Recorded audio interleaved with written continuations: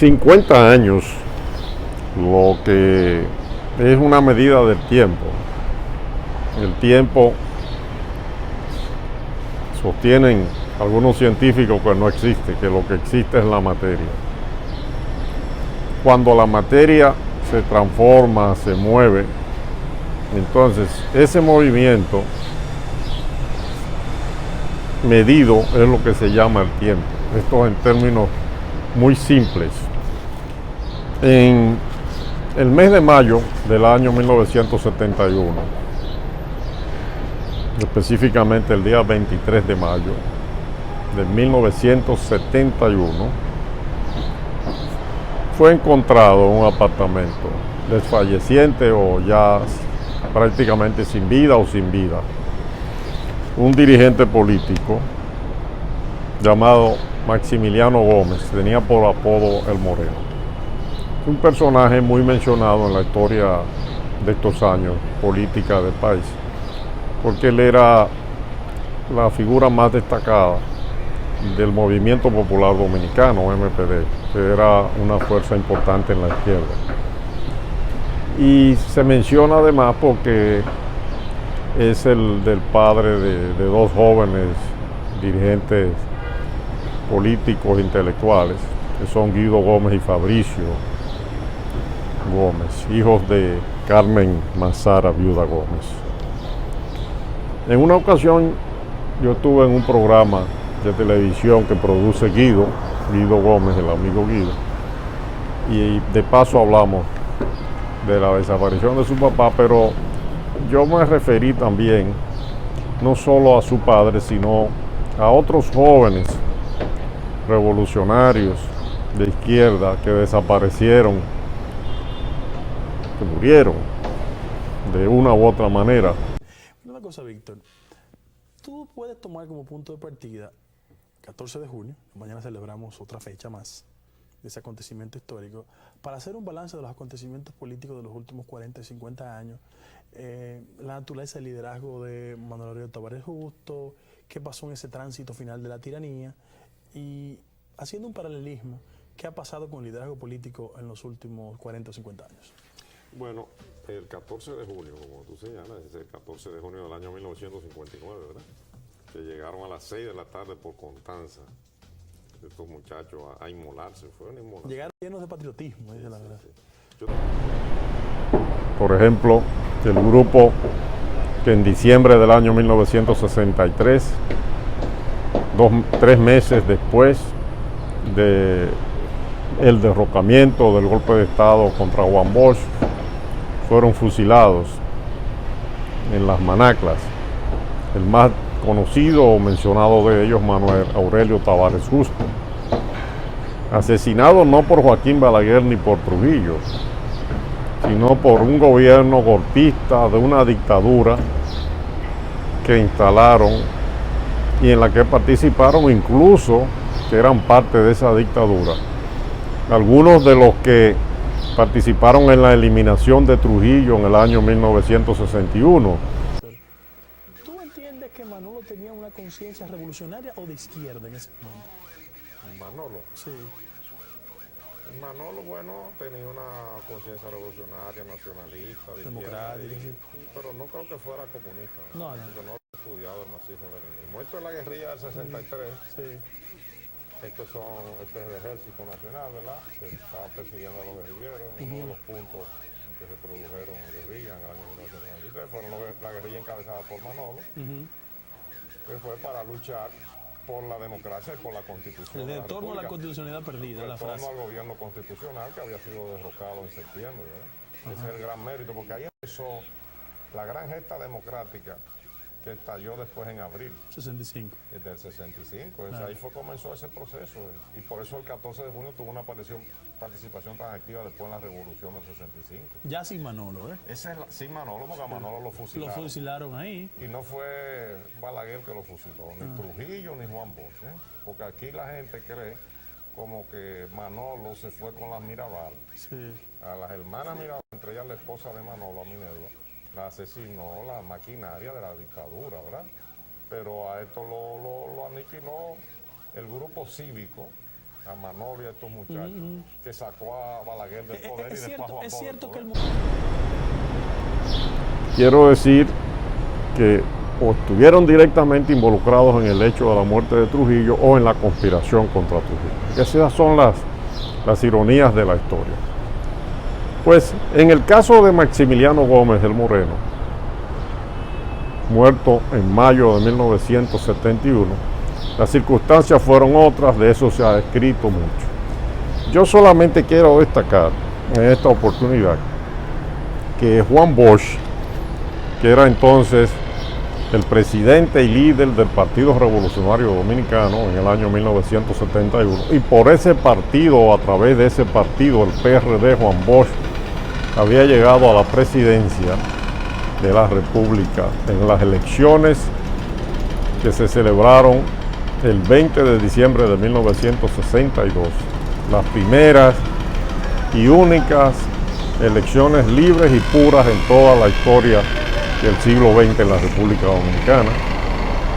Juan Bosch, en el año 1971, tuvo que enfrentar situaciones muy difíciles de tipo política, y una de ellas fue la situación de terror que se había creado en el país después de la intervención militar norteamericana, de la ocupación del país a partir del 28 de abril de 1965.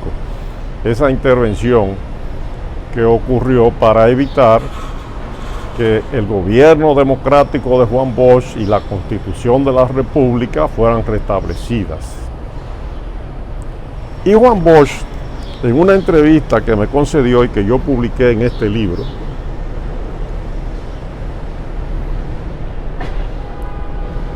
una entrevista que me la concedió ya 6 años después de 1971, en el 1977, pero este libro yo lo publiqué en el año 2009, cuando se cumplieron los 100 años del nacimiento de Juan Bosch. Incluso hay un audio de esta entrevista, es decir, la grabación está para quien la quiera conocer. Juan Bosch aquí dice que ese asesinato de Maximiliano Gómez el Moreno fue el resultado de una maquinaria de terror que establecieron los Estados Unidos a través de su Agencia Central de Inteligencia en la República Dominicana después de la intervención de 1965. Y Juan Bosch incluso en esta entrevista se refiere a que él, que estaba en París, Francia, en el mes de marzo del año 1970, había salido a finales de noviembre del 1966, después de las elecciones se celebraron en 1966, el día 1 de junio, el 2 de junio asumió la presidencia el presidente Joaquín Balaguer, el 2 de julio siguiente, y Juan Bosch se fue fuera del país en noviembre del año 1966. Todavía en marzo de 1970 estaba fuera. Él aprovechó esa estadía fuera de la República Dominicana para estudiar, para escribir varios libros importantes, para hacer muchísimos contactos políticos. Fue una estadía importante. Entonces, él dice que él adelantó su regreso a la República Dominicana porque había un plan para asesinar 175 líderes políticos jóvenes de la República Dominicana, entre ellos Amin Ader Hasbún, Otto Morales, el Moreno y otros más. Es decir, que hay que poner ese asesinato, esa muerte, asesinato o muerte por envenenamiento, asfixia, por las causas que sea, dentro de ese contexto. Y el reportaje del Listín Diario pone sobre el tapete de nuevo este caso. Yo quiero aprovechar también la oportunidad para señalar que en el año 1955, 16 años antes que la muerte de El Moreno, del líder del MPD, uno de los fundadores del Movimiento Popular Dominicano, MPD, porque el MPD fue un partido que se creó y se fundó en La Habana, en el exilio. En el 1955 estaba todavía el régimen de Trujillo en el poder, y el Movimiento Popular Dominicano fue formado, constituido por un grupo de exiliados en La Habana, entre quienes estaba un personaje que mencionamos en este libro y cuya eliminación por esbirros de la dictadura trujillista tuvo lugar en La Habana. Ese personaje se llamaba Manuel de Jesús Hernández Santana, conocido popularmente como Pipí Hernández. En este libro, Sangre en el Barrio del Jefe,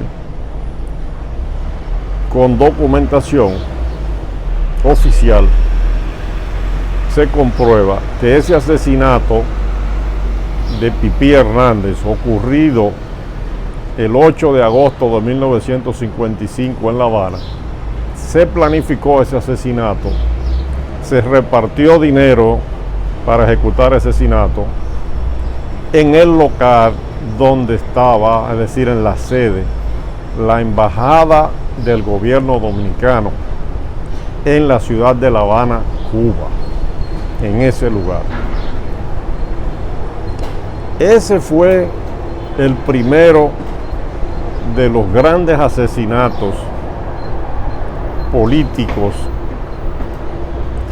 que ocurrieron ya en la última etapa del régimen de Trujillo, porque desde el 1930, como dice el historiador Euclides Gutiérrez Félix, Trujillo se daba cada año un baño de sangre.